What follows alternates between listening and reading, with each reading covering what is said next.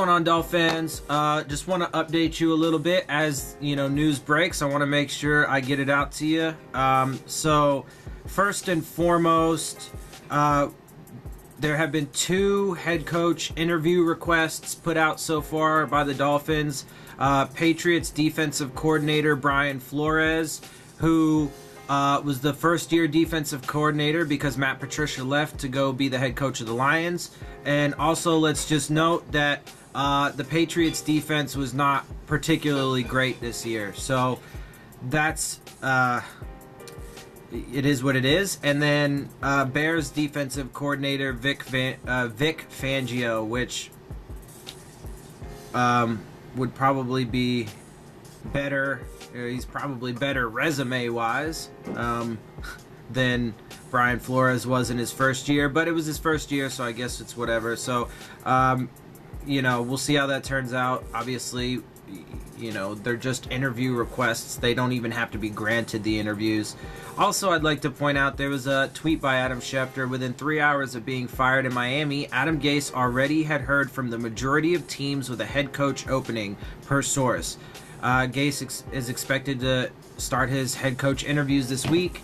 So there were, as far as I know, 7 other teams besides us that fired their head coaches. And again, mark my words, Gase is going to land a spot, and he is going to be very successful. And he was on the verge of it. He would have already been there, Dolphins fans, if it wasn't for a bunch of unfortunate things he had no control over.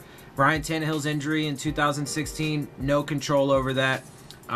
It was just unfortunate, unlucky. Yes, he brought in Jay Cutler. You could put that on him. Not his best decision, but he certainly did the best with what he had to work with. Except for, if you want to argue, they could have taken Colin Kaepernick, and that would have been light years better. But of course,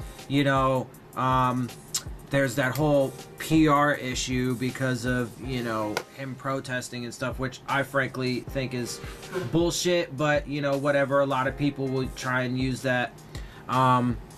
Anyway, and then, he finally got his, he can't control a hurricane. He can't control that, linebacker's just going to go AWOL for no reason, all of a sudden. He can't control, all the injuries we've had this year. He can't control those things, but of course he's just going to get all the blame and, no credit for any of the good things he does or anything like that. But he's going to have a good career. He's going to be a really good head coach, and it's not going to be for the Dolphins because Stephen Ross is an incompetent owner. So yeah, there's that. Also, I wanted to answer a question that I was given on my video that I made breaking this information, this news, and it was from Edward Manning, and he asked me about the offense and why Gase hasn't. His specific question was about that Gase hasn't produced 40 points or whatever. And I think he's only actually done it a couple times since he's been here. But it doesn't really matter because the answer is quite simple. Well, first of all, just a little side note. This year was certainly the best year that Ryan Tannehill had as far as weapons around him. Running backs, wide receivers, and then obviously our tight ends were kind of young. But tight ends even, Nick O'Leary did some good things, but, we lost Marquise Gray at the very, before the season even started.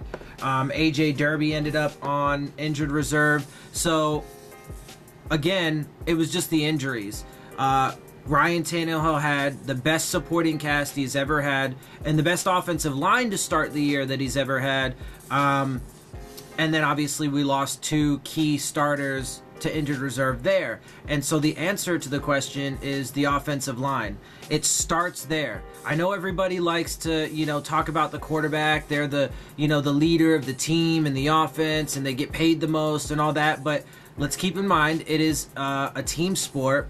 11 guys have to play well together, and honestly, it starts in the fucking trenches. We haven't been able to run the ball worth shit, pretty much. The quarterback is getting, Ryan Tannehill was the most sacked quarterback in the league for the first 4 years straight. Not just 1 year, but 4 straight years because of his offensive line being so terrible. And that was with, Mike Pouncey. Now we have 2 good bookends, but that interior is just absolutely garbage, and so we need to fix that. And it doesn't matter what quarterback is back there. If he doesn't have an offensive line, then he's going to get sacked like crazy, and he's not going to be able to do anything. Ryan Tannehill didn't have time in the pocket ever, and so look, man, that's the answer. That's where it starts.